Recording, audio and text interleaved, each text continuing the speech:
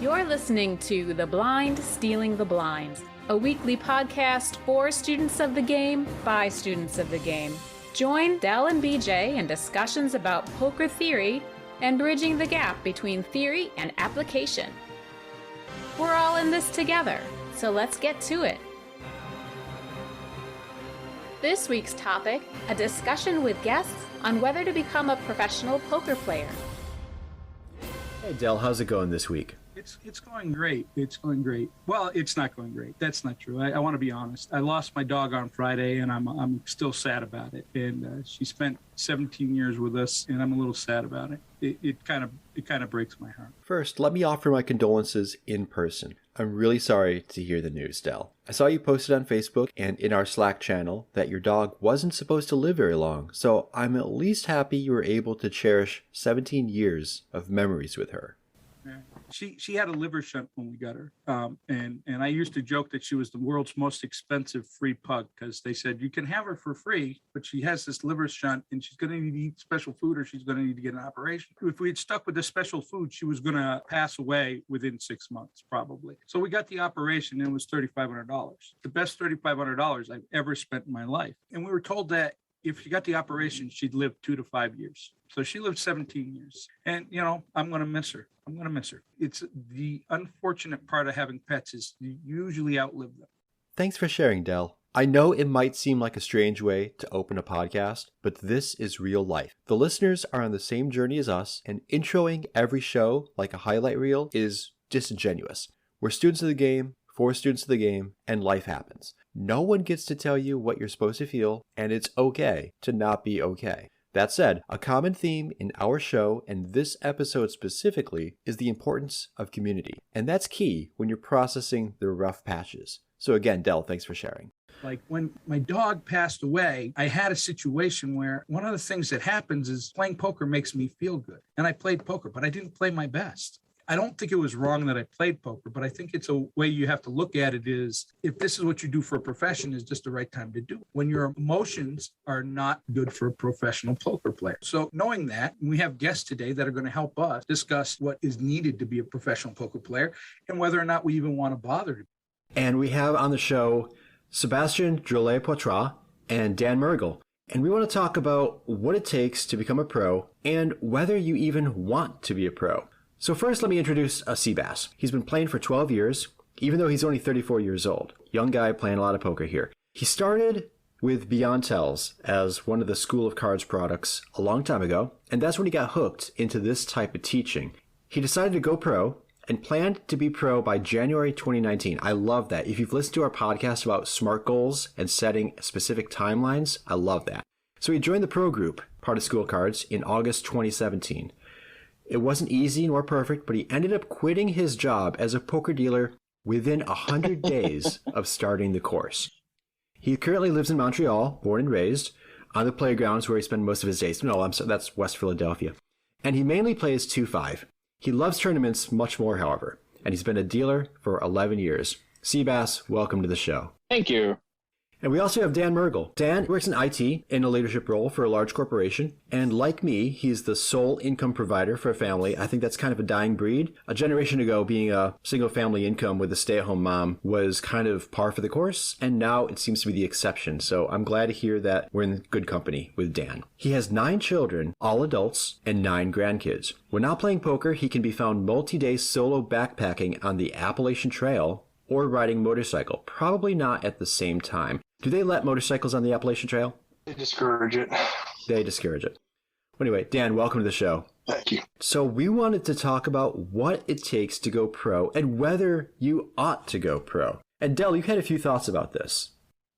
One of the things that occurs to me is that there's really no reason anybody should want to go pro. It takes a special level of masochism to want to be a pro poker player. You're going to have to study a lot. The game is evolving, so you're constantly going to be working on your game, changing your game. It's not the healthiest lifestyle. Even if you manage to get to the gym every day, you're going to spend a lot of time sitting in front of a computer or at a table. So why would anybody want to go pro in the first place? And for me, and the reason that we have SeaBass and Dan here is because they very much mirror us in the sense that SeaBass wanted to go pro. He is a pro. Dan could go pro, and he has no desire to. I want to go pro. And the reason I want to go pro is because I want the freedom. I want the freedom to be able to stay home with my wife instead of having to travel around the country on the road to make a living. I want the freedom to be able to say, you know what, I just don't feel like working today. Or the freedom to say, you know, I'm going to work 10 hours today or 4 hours this day. I want the freedom that poker allows. Those are a lot of my thoughts, but I think that everybody has to have their own why in whether or not they want to be pro or not. And I think that with you, it's obvious that you could be a pro player. You choose not to be. And it's interesting where you get across, like, people think it's easy. People think it's easy. I never thought it was easy, but I never realized how hard it was. I've been trying this for a couple of years now, and I still haven't quite gotten over the hump. So Dan, if we could ask you, what is your reason why behind poker? Dell had mentioned it's important, regardless if you're a pro or if you're a rec player, it's important to know your reason why. So would you be willing to share with us what your why is? Sure. There's two main whys. The first one, I think, and the most important, is I enjoy it. So I enjoy being at the table. I love the diversity of the kind of players that I play with. There's all sorts of different players from all sorts of different walks of life who have all sorts of different interesting stories. So I enjoy that. And I also like it as a second income because I do play for profit. I play semi-seriously. I probably don't put in as much work as I should. I put in enough to be a winning player at the stakes that I play at. So it's a combination of I enjoy it, so it's a hobby, but I like to have a hobby that actually gives me a pretty decent second income. So that's my why. Interesting. Have you ever considered going pro in your career? I'm not really sure how long have you been playing poker. At some point, did the thought ever cross your mind? Yeah, so I've been playing semi-seriously since I started recording and keeping track of my sessions and my hours. And so I got around 5,500 hours in my database of recording. So like over 5,000 hours. I play about 800 or 900 hours a year. That's a lot of hours for somebody who is not full-time. I have a full-time job. So you can tell I take it seriously. I've been playing before that years and years and years semi-seriously. Sometimes I've thought about going to pro, but probably for me, at some point, I will retire early, earlier than, sometime in my mid-50s, and use it as a second income where I don't need the money, but it's nice to have. Excellent. Thank you. To put that volume in perspective, since I've been tracking my poker playing for maybe 3 years, I average about 250 hours a year. I'm kind of the weekend warrior. I have a 12-year-old son and a wife, so I have, a young family. You have adult children, so I do have some more family obligations. As the weekend warrior, I would think putting 250 hours in a year is decent, but you've probably seen everything that's happened at the poker table. I love it when poker players will say, "Oh, have you ever encountered the scenario with blah, blah, blah?" Of course you have. If you play enough volume, of course you've seen it. You've probably seen it 3 or 4 times. That's amazing you're able to put that much volume in. A buddy and I were talking a couple days ago about figuring out your numbers for retirement, what you need to retire by a certain age. Have you considered your poker income in that equation? I remember you had mentioned that you'd like to use it as like a second income or even just discretionary funds in retirement.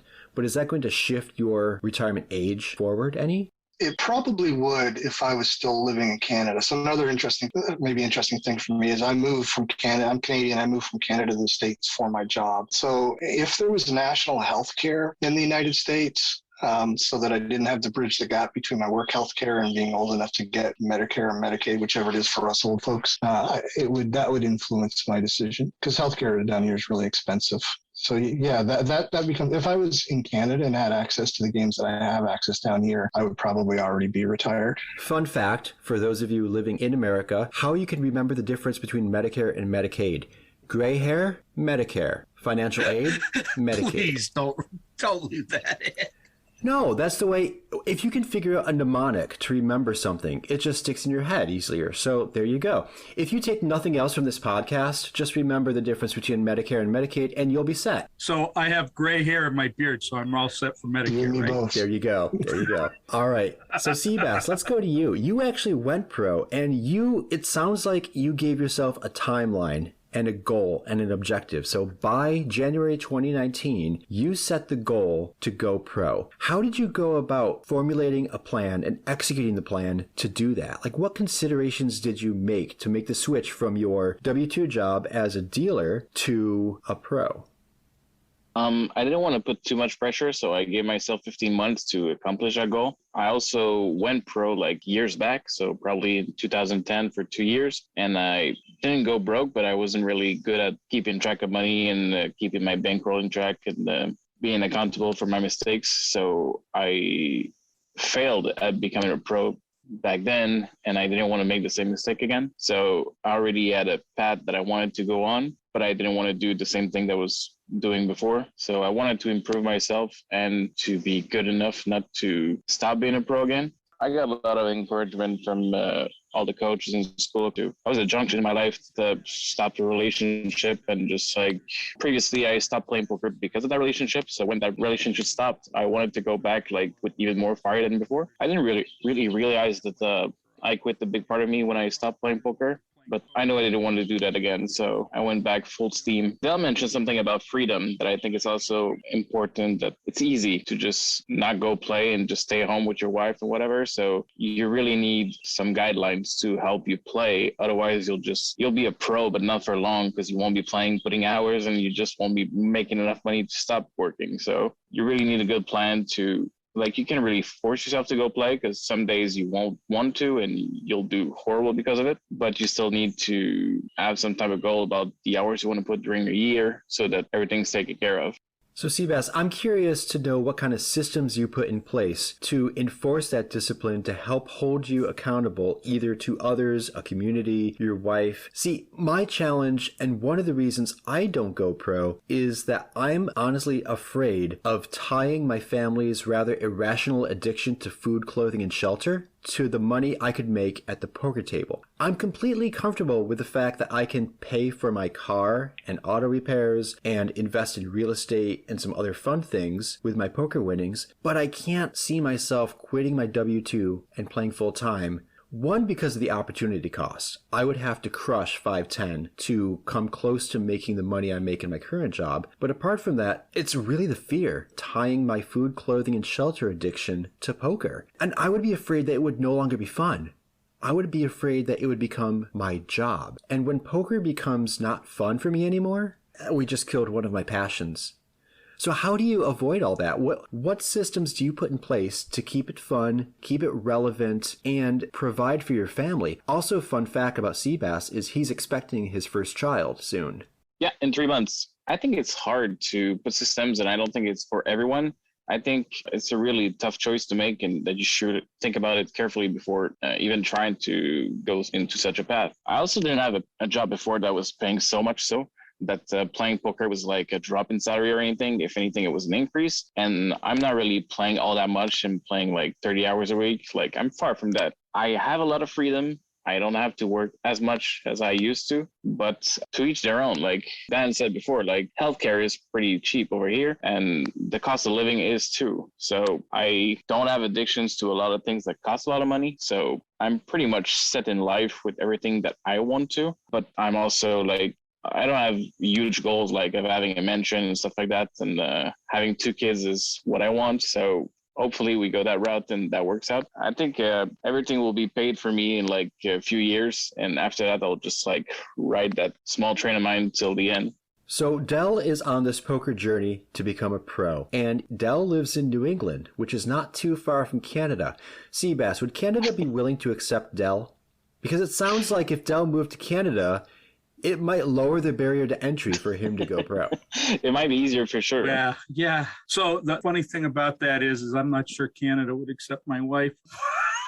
All joking aside, at all the coaches I have, I would say that SeaBass is the one I gravitate to the most. And that's mostly because SeaBass doesn't take anything I do personal. If I argue something and I'm stupid, he doesn't take it personal, and he'll let me get there on my own. So eventually, SeaBass and I have always been able to have a relationship that's not volatile. So I tend to gravitate towards it. I've spent a lot of time trying to figure out what the difference is between SeaBass and I. How could he go pro in 90 days? I didn't ever know until today that he had tried it before. But I mean, I've spent that time. It's like, am I not as smart as SeaBass? Am I just too stubborn? Do I not have enough discipline? The truth is that at least two of them are true. And the third one might be true also. The journey's taken me longer, or at least I thought it took me longer than SeaBass, knowing that he tried it before for a couple of years. Now I don't feel like the journey's necessarily taking as long as I thought it was compared to him. There's things that have been improving over this last couple of years that needed to be fixed before I could ever think about becoming a pro. And one of them is that my bankroll management sucks. Well, now I know how to manage a bankroll, but I don't have one to speak of. So I got to get that bankroll before I can apply those new skills. My discipline sucked. Well, now I can play 20 hours a week no matter what. And that's while working a full-time job. There are weeks that I put in 35 to 40 hours of playing that when I'm laid off or my job is slower, I think that the reality is that you need to find people that does what you want to do and start to emulate. And there's some things I don't emulate about SeaBass that I probably should, that would definitely increase my ability to get to where I want to be. SeaBass will respond on literally every single hand history he comes across. I don't do that. Matter of fact, sometimes I'll read a hand history and it's like, yeah, this isn't even worth my time. Well, that's not true. It's always worth my time, because the worst it does is it reinforces a basic that I need to have, that one little synapses in my brain to get a little thicker and a little quicker and a little, this is the way it is. There's still this gap between what SeaBass is and what I want to be. I think that what happens is people will tell themselves, yeah, I can't be a pro because I can't beat these people at 1-2 because they don't know how to play. No, that's not true. There's another reason why you can't be a pro, and it's you. It's you personally. It's not the other players around you. If we focus on ourselves, eventually we get there, especially if we have help from people like SeaBass and people who want us to succeed. So I think there are two key takeaways from what Dell was sharing. One is that we're all on our own journey. We're all on our own path. True.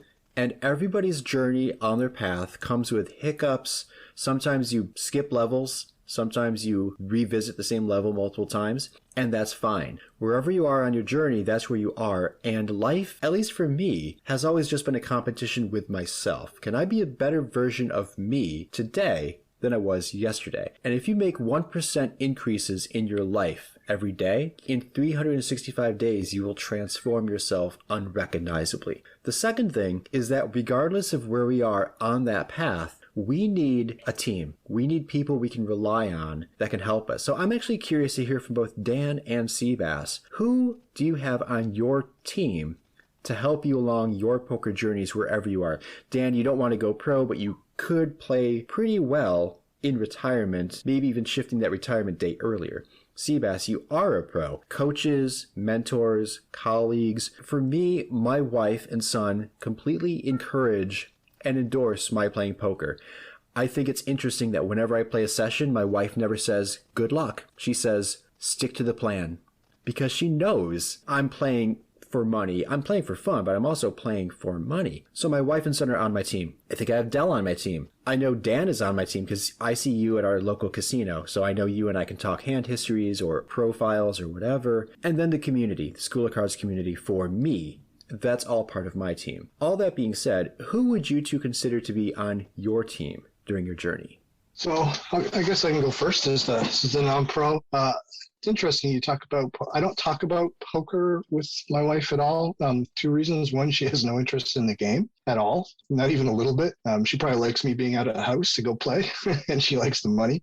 We don't talk about wins or losses. I think yesterday I was in the game for $4,000 playing 2-5-10. So normal people, like whether you win or lose, I had a small losing session yesterday at those stakes for what I think is small. And if I talk about that with civilians or non-poker players, they look at me like their eyes bugged out. And he said, yeah, but the day before I made $3,000. So they just don't think that way. My network, my support network, I really didn't have one until I found the path in the School of Cards. I was a 2+2 member for a long time. 3/4 of the conversation discourse that goes on there is just toxic. And maybe 1/4 or to even less than that is good. Long time crush live poker. I got a lot out of that, but not a lot of community out that. So for my community, it's, like BJU, because we play in the same room, SeaBass and other coaches and the other players. And I think that for me, I'm not plugging School of Cards or anything. You can find a community like this, but it's really our conversations that I think are the best, where I hear post hand histories, talk about theory, talk about strategy. I really like the diversity of opinion and the diversity of thought as people talk through situations, whether it's technical poker decisions or the kind of more touchy-feely conversations about life that help contribute to mindset and all that kind of stuff for me. So it's that community. Mine is pretty similar to BJ, so I'm going to sound like a copycat, but my wife also helps a lot. She doesn't know much about poker itself, but she knows about the same thing about not wishing luck, because we're not really basing our income on luck. It's just about sticking to the plan, and it takes a lot of discipline in so many different ways that it may sound easy, but actually like it's a constant grind. Like even though like we know the pitfalls, like we still fall into them from time to time. So we need someone strong to keep us out of it. She knows about my pitfalls, and she knows usually how to realize when I'm in it. So she's good at keeping me in line and just like, remember why you play for. Get out of this zone right now, because you're hurting yourself, and it's just like going down a hill from there. And it's going to be, it's easy to bring your negativity with you and just like dig yourself into a hole. So it's important to put it to a stop, and even like stop playing if you need to, refocus and go back afterwards, because you can decimate everything you've worked for a year in just like a matter of few sessions. So if you're not careful about things that are putting you down, and like it could be a lot of stuff, like even life will be hard on you. So if your mental game is weak, or if you have like a very tough patch in life, you need to avoid playing or put yourself into better support to plow through that tough part. It's hard. You need a lot of money on the side just to take a few months off if you need to, and not to be stressed by money or life engagement.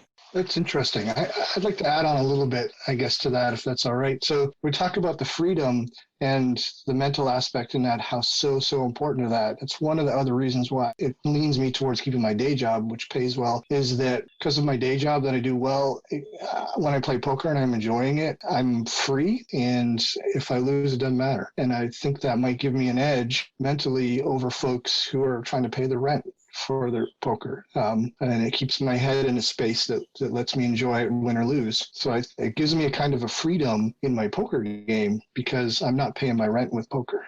I'm in the same boat as Dan. I'm glad I heard you say that, because it resonates strongly with me. I can have a losing session at live and bounce back without a problem. Because at the end of the day, I'm playing with money I'm willing to lose. I don't want to lose it, of course, but if worst comes to worst and I crash my entire bankroll, I just won't play for a while. I'll build it back up from my personal life roll, replenish my bankroll, and then go from there. Yeah, there is a certain sense of freedom where I'm playing a game and it's fun and it's relatively carefree. So thank you for that. SeaBass, I had one question for you. If you could go back in time and tell yourself one or two tidbits of wisdom you've learned since becoming pro that would help younger SeaBass make that transition more easily, what would those one or two things be? Good one. I'm not trying to sell anything, but I think you need like a really good community and people to support you into that decision. So whether you want to follow School of Cards or anything else outside, like just having a wife that supports you isn't going to make you a poker pro right away. So you should try to find out pros or people that can share their vision of it, so that you can see if that's fine for you or if you want something different, because there's so many things that comes with the whole lifestyle and the whole challenges and stuff like that you'll need other people's opinions to go through and face these challenges yourself. So I don't think you can make it alone. I don't think I would have done it alone. That's probably what I failed when I first came pro. I was on my own and I was really trying to reach out. I thought I had it all figured out. Poker was easier back then. So I was making money, but I wasn't improving at all. So at some point, the game caught up to me and I had nowhere to go. I think you need a good support group to help you bounce ideas and just like keep challenging yourself. Something I'd like to continue about what you guys were saying, it's also that even though we're playing for a living, or I mean, I'm playing for a living, even though like I can face like a couple of few losing sessions, like the pressure doesn't really set in because my life roll and bankroll are both separate. So just because like I lose 15 sessions in a row, it doesn't really affect my lifestyle. Like mentally it'll be hard, but even if you play for fun on the weekends, if you play 15 sessions in a row, you're still going to be annoyed by it and it's still going to affect your game. So we both face the same things. And if the pressure is too much, it's probably because you're playing a stake that is too high for you. So you can always like go down if that's happening to you. And we did that, like all of us. Like it does happen sometimes that just things aren't going well. So we just like go down in stakes. And usually that's a really big boost in confidence because like we are crushing these people usually more than we are at our habitual stakes. So that's a good way to bounce back and get back in the fight. That's really interesting, SeaBass. And you mentioned one thing specifically that really piqued my interest. You mentioned a distinction between your bankroll and your life roll. Given that poker is your primary source of income, how is it that your life roll and bankroll are in fact separate? I always thought they had to be the same thing, which was why I'm hesitant to go pro, tethering all of my basic needs on my ability to play poker. So help us understand that distinction. Okay, some clarification about having multiple bankrolls. So basically what you want is, like you make a budget in life, is the same thing. I have 6 different bankrolls. So I have my poker bankroll, I have a life bankroll. That includes like car, food, mortgage, electricity, internet, phones, stuff like that. I have another bankroll for emergencies, insurance. I also have a bankroll for vacations. I have a bankroll for splurges or gifts. Now it's new. I didn't have that before, but now I have a bankroll for a baby because that's coming in 2 months. Every time I play in a session, I split my winnings into all of these bankrolls. So when I win, 40%, and the percentage can change for all of you. Like even my percentage aren't set in stone. I change them like every year depending on my priorities and what I want to do this year. Right now, it's split up as 40% goes back into the poker bankroll, 30% goes back into life, so that pays everything I need to survive and stuff like that. 5% goes into emergencies, insurance. 10% goes into vacations because vacations are important to me. I usually take about 8 weeks of vacation per year, and that's why it's bigger than emergencies and stuff like that. Another one is gifts, 10% as well. So bunch of gifts for a different reason. It can also be splurges. So sometimes just like buy something expensive that I wouldn't otherwise just because I want to reward myself for hard work or stuff like that. And the new bankroll is 5% for baby. So baby is split into 2. 1% of it is going for his tuition, so college funds and stuff like that, and 4% is for everything that we'll need to in the very near future. So I started doing that since we knew we were pregnant, so that's about December. So there's already a hefty bankroll for that, so we're in no rush no matter what happens. So I can still survive the waves, even though I lose. I only lose in my poker bankroll. All my other bankrolls are separated from it. So if I lose, it's 100% from my poker bankroll. And if I win, all my other bankrolls increase. So this is how I do it. This is how you should also do your budget in life. Like, so that when an emergency face up, like you have security funds or stuff like that. So it's all about planning, really.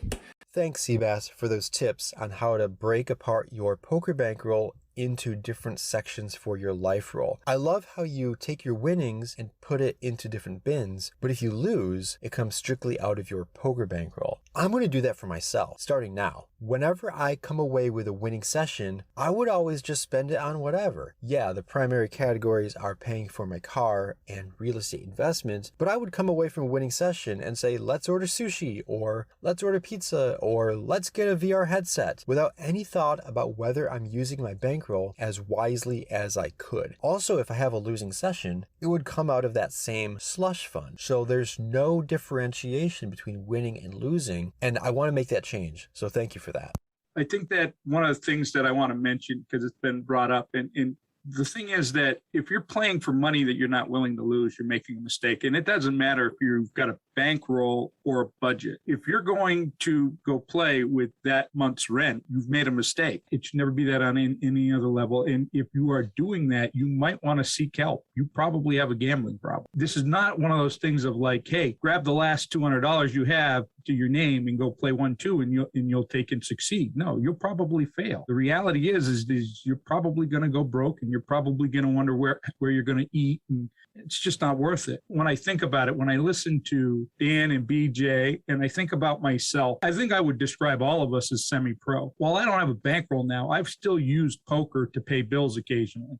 I have not been able to make it my sole income. I know BJ has done a lot with his bankroll. He's been able to make investments with it. He's been able to make payments with it. Dan talks about when he gets to retirement, it's his second income. Well, that to me sounds like semi-pro players. And I think we all take it serious at that level. I think the difference is BJ and Dan are very content where they're at, and I am not.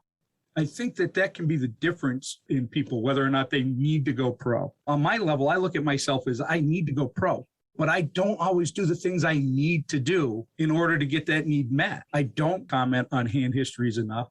I don't put aside the money I say I'm going to put aside. I don't interact with professional players enough. You were talking earlier about your support group. My support group is a bunch of professional players that I don't talk to enough. The wife is part of my support group. I thought it was interesting when Dan said his wife has no interest in poker. My wife has zero interest in poker, and yet I still process every session with her just about. And she'll ask me how it went, and she doesn't know poker. She doesn't understand. What she's concerned about was, how did I do? Did I make good decisions? Was I doing the things I needed to do? Sometimes the answer is no, I didn't. But more often now, with each passing session, it's far more likely I'm going to say I did everything I was supposed to do. Dan and SeaBass, thank you for joining us on the show. Before we close, I'd like to open it up for final comments. Do either of you have any final tidbits of wisdom about where you are on your path and where the lessons you've learned might help others on their path decide whether or not to go pro? You need to understand why you're playing and what you're trying to get out of it. And like